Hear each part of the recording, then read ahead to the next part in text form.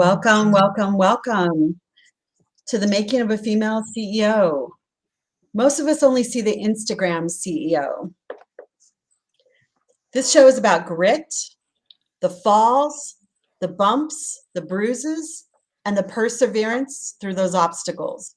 This is the raw interview of the fires that you have or are walking through. Today's guest is Dr. Felicia Froh, MD, the owner of Money with Mission, an investment company focused on empowering professional women to build wealth and achieve financial freedom through social impact investing.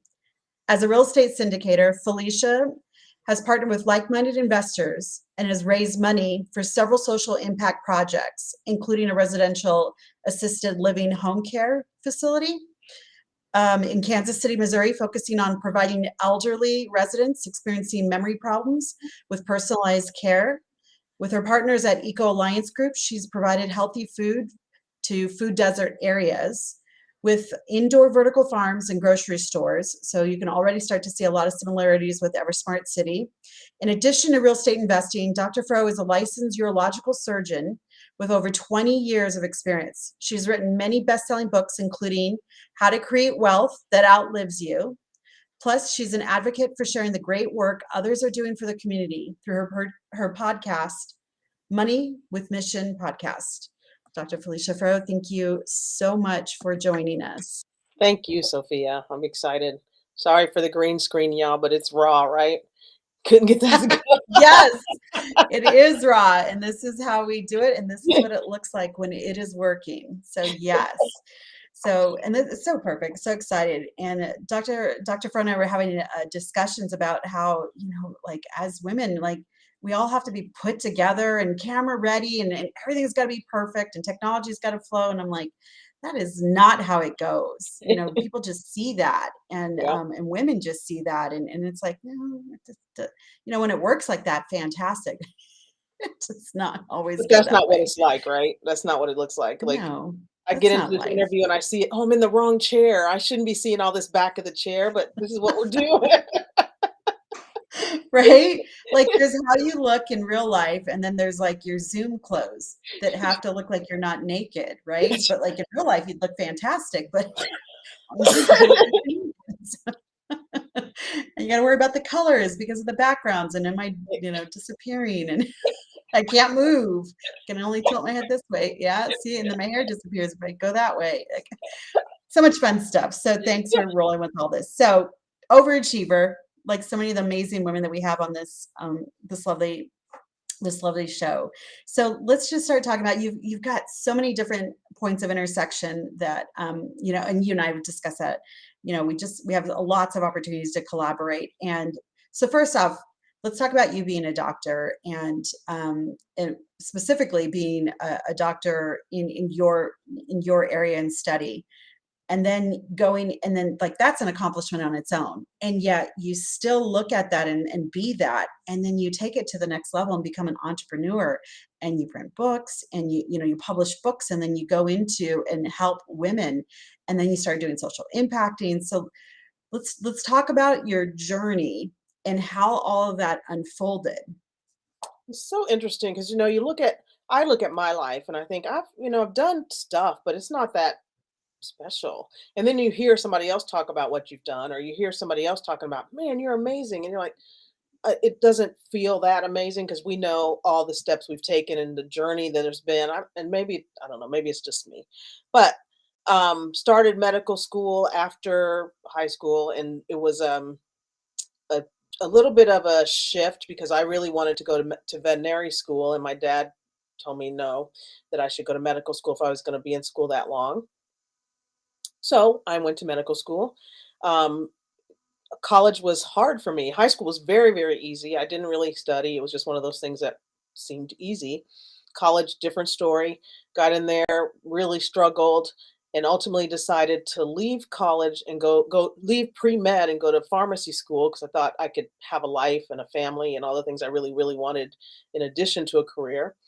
Pharmacy school for 2 years was boring. It's like, I can't imagine myself doing this for the rest of my life. So went back into pre-med, got into medical school, Thought I was going to be a pediatrician or a family practice, found those to be extremely boring due to the chronicity of diseases and things that never seem to get better. Ultimately found urology as a specialty where it's a combination of surgery and office medical practice. So people did get better overall. the the weird part of it, it was mostly men. So many people told me I would never get in because I was a woman. This was back in 93. At that time, there were only 100 female urologists in the country. I did get into my program and ultimately became a urologist for now over 25 years, which seems crazy to me. And about 5 years in, maybe a little less than 5 years in, I realized that medicine wasn't going to be the last thing I would ever do. And then just that was very scary, of course. I just spent all this time and money going to medical school, becoming a physician, and I'm now doing that, but it wasn't filling. It took a long time for me to really realize where I really wanted to be. And medicine has been a part of that path. I needed that to help me get to where I am today. Started doing real estate investing back in 2004 after I met several women who were doing it and they helped me get started. Lost everything in 2008, restarted in 2011, really found my footing when I found out about and learned about residential assisted living and the impact it can have on families and seniors. Then got in with a group doing this grocery store, and it's just been social impact, making a difference is what really fills me up, and helping women realize they can do more than um they can be more. I don't even know if that's the right thing, but actually what I really want to do is help women, particularly women physicians, because I've been in that group, realize that multiple streams of income is the way to live your life so that you have options in what you want to do. So, Well said. Like that's in every area of life. Like that's women's financial sovereignty right there. And like being able to have options. That's really what it's about, right? Like when women are financially solvent, that's what it provides is yes, options. yes, which And is you can move key to me. through. I mean, many of us love our whatever job we're doing, whatever thing we're doing and putting out in the world, we love it. But there may come a time when you don't, or comes a time when you can't because of whatever. And having that other income, being financially free, even if you're doing something that is a W-2 income, is key to being able to take care of what you need to. It just decreases your stress. To me, you breathe better when you know that things are taken care of. Yeah, and this is so important what you're saying because you're in this prominent industry, a position of prominence, right? And yet you recognize, like, I love what I do. I'm, groundbreaking that you got into it when you did and where you are now, still, unfortunately, still groundbreaking.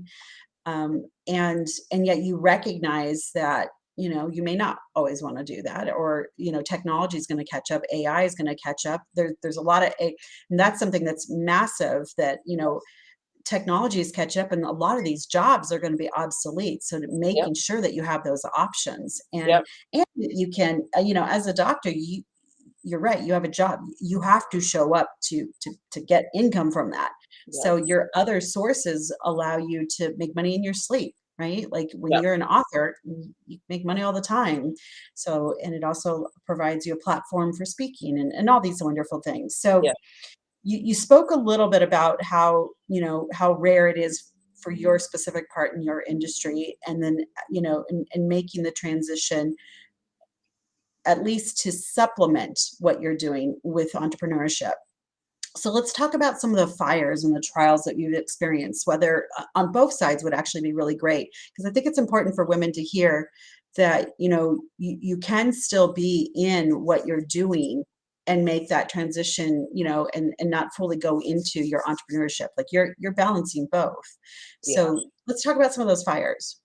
I'll talk about that fire first because my ultimate goal is to not do medicine, and I left medicine a couple of years ago. Yeah, a couple of years ago, I think now, maybe a year and a half ago now, and I thought I had a good long runway financially to be able to last out 2 years, get my business built up, and do all the things I wanted to do. Didn't work out.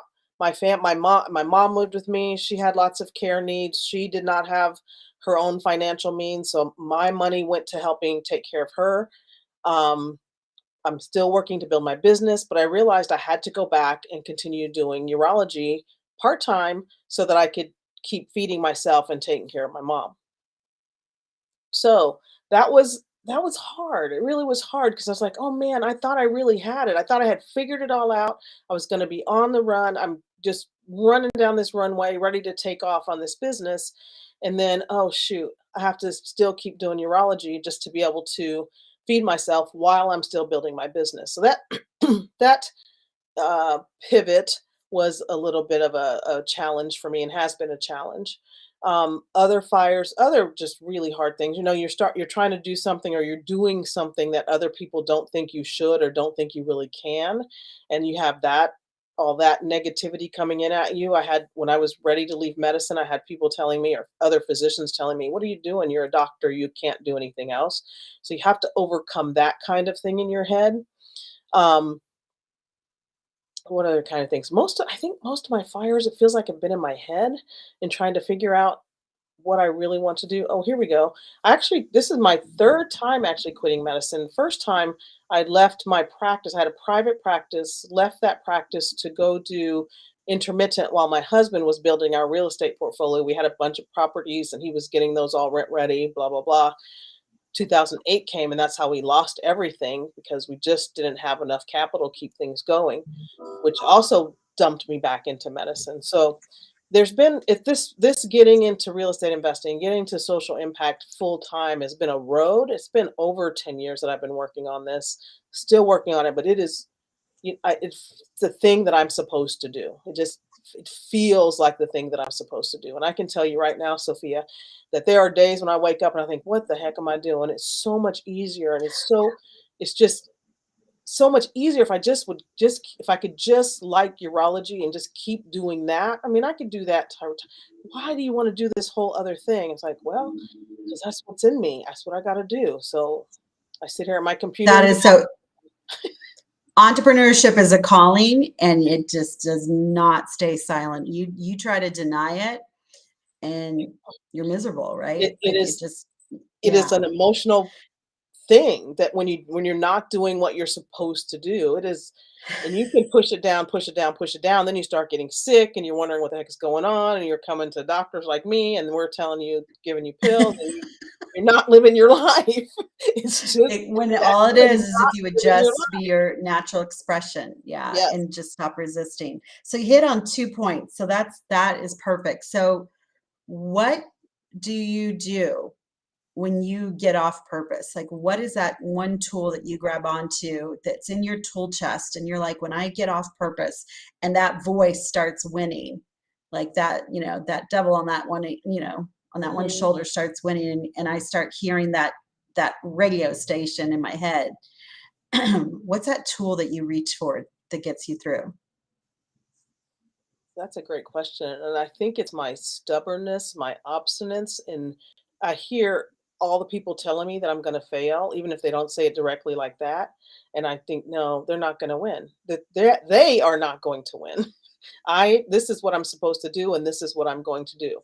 No, this road is not straight. There's a whole bunch of curves in this whole thing, but that doesn't mean I'm not gonna be where I need to be at the end of the road." So I don't know, and right now, I have a good group of people with me and around me. My network is really, really good right now. Like most, maybe everybody didn't have this problem, but during COVID, I just like isolated and felt like I was all alone in the world. But now I've got a really good network that's not going to let me sit back.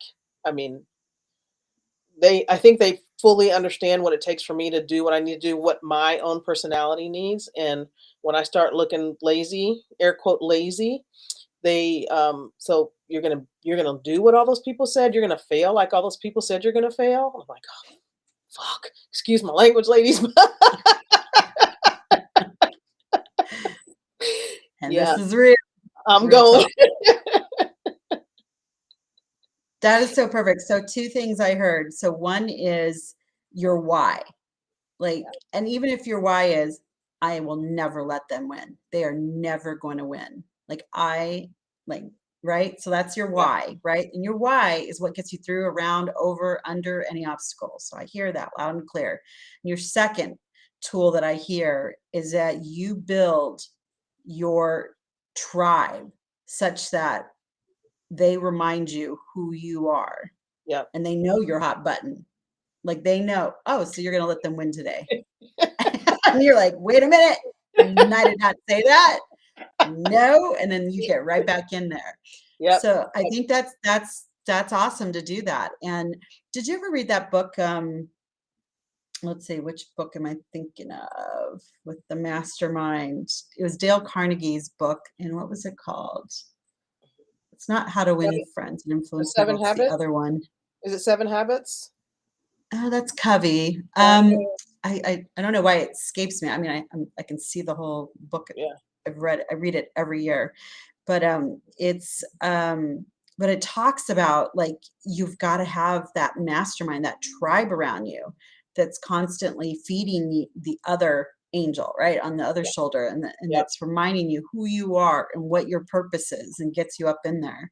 So And that's those great things. So you also re- mentioned, I want to touch back on the go ahead. Go ahead. I was gonna say that really needs to be a place where you feel safe, so you can, Yeah. be raw and be who you are and cry with these people and just have all of those things that you need to be able to be yourself and not your full face. I'm ready to go entrepreneur self. They gotta be able to Yeah. see you naked, um, just like this, right? Yep. Yeah. And so you know that you're accepted, Yep. and they see that version of yourself that you can be, especially when you can't see it yourself, Exactly. Yep. and they call you to be that. And you step into their vision of you when they hold that space for you when you can't, and you Exactly. can just walk into it. So I agree. Exactly. So you brought Exactly. up this other point, and this is one thing that I say I don't even have to bring this up because it is something common. So on your travels, especially being an entrepreneur, especially coming from a prestigious place, which most people are like, when they're little, they're like, what do you want to be? I want to be a doctor when I grow up because it's this prestigious thing, right? So coming from that and making this transition to your self-expression as an entrepreneur, and hearing the people that you respect, whose input you value, your peers, your friends, family, you know who is it? Like, what you're talking about is like these are people that you love, respect, value, and they're a no Yeah. for your growth. Yeah. And so who's somebody that like really surprised you and you were just like, wait, what? Like, who surprised you when you were like announcing this transition? Like, this is what I'm gonna do. This is my who I am. This was why I was put here. This is my purpose. And there was a pushback. Yeah. It What was was my that mom. surprise? It was my mom. And that was the first time I was telling her about it, and I was telling her, and she goes, "No, you shouldn't do that. You need to you've done all this work, you can stay in medicine, you're good at it, blah, blah, blah, blah, blah." And then I just stopped talking to her about that kind of thing. It's like, "Okay, this is you don't understand. You see me." Over time, I realized that it was, her fear for me and failure, and I got that. Ultimately, within the last couple of years, shortly before she died, she understood. She goes, "Oh, I get it. This is this is what you're I get it. You didn't explain it to me well. That's what you just didn't explain it to me well. Why you wanted to not be in medicine. You didn't I just didn't understand." But once she understood it, she was all on board. So I don't know if your loved ones, your most prized people who you need to be behind you when you first start on the thing, on your journey, if the explanation I walked in there all excited and telling her what I wanted to do and how I wanted it, and she just didn't understand why I wanted to leave this other thing. And that was the part that she needed to be able to really fully be behind me. I didn't get that for several years, but now I get it. Other people are much more neutral, who I thought would be more go, yeah, you can do this. My sisters are much more neutral about it. They're just like, we don't understand what you're doing, but okay. kind of thing. Got it. So that's important for, I think, for people to hear because we think that our biggest, sometimes our biggest fans, and it's out of love, right? Like Yeah, it's out of love when they yeah, show resistance to transitioning because you're going on skinny branches and they're like, you're doing amazing here. Why would you change that? Right. And you're mostly hearing people's concerns for themselves. Like they wouldn't take that risk yes. or go that route. So let's do this question that I love to kind of like end with. And it is, what is your secret to happiness? Um, I don't know if it's that much of a secret. It's a challenge. It is working very, very hard to enjoy where I am and not project why I'm not somewhere else. In other words, here it is, not comparing myself to somebody else, even if I'm comparing myself to who I want to be in the future. It is this is who you are today and enjoy this place because next time it might not be as much fun, even though now doesn't look like fun. It's really, I think I talk about that and I look at my old pictures when I thought I was fat. And I look at my pictures of myself like, oh my gosh, can I look like that again? It that always So this leads me to my follow-up question. What would you tell your younger self? Oh my gosh. The say I have 2 daughters, 27 and 30, and the things that I'm saying to them are what I would say to myself at that very age is so much of what we worry about does not matter. It is of no consequence to your future. Stop worrying about it. Enjoy where just what we talked about. Enjoy where you are and the rest will take care of itself. I have one actually both of them worry about things that are just that I can see and I'm sure my mom saw and my dad saw in me that you're just like stop worrying about that. When you turn that in one at some point will not even be a blip on your radar. Let it not be a blip on your radar right now. So that's the main thing. Stop oh, and specifically stop caring what other people think so much because that's a big one for me. If they don't think how what you think is right or you have a plan and somebody's giving you the go with your gut feeling on that one. Stop listening to other people and what they think. And that's a huge gift that I think is a blessing with age, at least for me. The older I get, the more like comfortable and sexy I feel being a woman in my own skin suit, right? Because Yep. it's just like, well, what that is the quicker we can like learn to let go of other people's perceptions because that's not our business, right? Like that's their business, Yep. and that's mostly a reflection of their shortcomings and what they're dealing with anyways. And the more that we can embrace and love who we are, right? Like and Yep. and what our purpose is and focus on that. Yeah. All right, so last question. So I know you have two daughters, and I know you were talking about them, and you were sharing, what you tell them is what basically you're having a conversation with your younger self. I hope you tell them that they're skinny now, and that they should remember. You look amazing now. Remember that. So, in addition to that, and you also have an offer that I know and we were going to put out too, and I'll have you talk about it. In addition to that, what would you like to share with the audience? Like, what would you like to impart upon them? The biggest thing for me is that making changes is very scary. Living your life, and I'm going to use the word small, but people aren't always living small. But you're living the life that you're living, and you feel something different. You feel like you should be doing something different. It's a scary thing. Um, Religion, spirituality, whatever. Just trust that that feeling is real, and that when you take that step in that direction, you will be supported and you'll get there. You may not get there the way you think you will or you think you should, um, but you will. Keep going forward. I just had a experience another fire not too long ago. The process was very painful, and getting out of this deal was very painful. But the ultimate goal was to get out of the deal. Um, the end result worked. The process was painful, and for some reason, I keep thinking about the damn process. But people keep reminding me, but what did you want? You wanted to get here and you're here. So let the process go. You're here. So Another part of happiness, though, is enjoying the process. So it's a hard thing. Things are hard. It is difficult to get to where you want to go unless you're relaxed and realize that everything that's happening is what's supposed to be happening for your own growth, for your own determination, and to be able to be the person you need to be when you get to where you're supposed to go. That was a lot. Sorry. Oh, that's fantastic. I think a lot of people can take away so much from that. Uh, and a reminder to people, it's in that journey, it's in what we would consider our challenges or struggles, whatever you want to call it. That's where the growth is.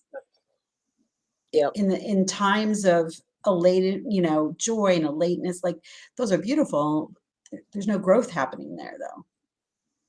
I just And that's listened how to. diamonds are made, Yep. under tremendous pressure, Pressure. pearls, like Pressure. all of Yeah. that. Yep. Yep. Yeah, I Such listened good to a stuff. Grant Cardone, video talking about being courageous, and he talked about, I think the interviewer asked him, "When do you ever not have fear?" And he goes, "Well, if I'm doing something big, I have fear, and that's how you have courage. If you have no fear, it's not courage. You just did something. If you're afraid when you're about to do it and you do it anyway, that's courage. So have courage, be strong, go forward." Mm, there you go. All right, so you have an offer for them. You want to tell them a little bit about that? Yeah, I wrote a book, How to Create Wealth That Outlives You, and it's talking about what we started out a little bit and have glanced upon is passive investing in real estate, and it is for every busy, busy, busy woman. I'm so busy doing what I do. Oh my God, you want me to invest in real estate too? Passive means your only job is to send your money out to do the work for you. You get to know the person who's going to invest and invest the money and what they're investing in, a little bit of work, but when you trust and know and like that person, you don't feel so bad. Here's the money, go make it grow, send it back to me with a whole bunch of friends. That's passive. You're sleeping, you're doing your thing, and money's just coming. So that's how you create wealth that outlives you. Um, there you can go to Legacy at Money with Mission, say send it to me, and you will get that ebook. Thank you so much. So, Felicia, Dr. Fro, thank you just so much for the work that you do with empowering professional women by your free gift that you've offered our listeners, what you do in real estate, what you do with your social impact as a doctor in the medical field, for pioneering, and just for all the people that you've helped and whose lives you've improved, for everything that you do in the food deserts to improve the quality and to ensure that people have a basic need of food, just making sure that they have that. And for so many things in people's lives whom you'll never even know that you touched with your written words and your published books. Just thank you so much for coming and being on our show. And we wish you absolutely the best. Thank you so much, Sophia. I had a good time. Bye, everybody.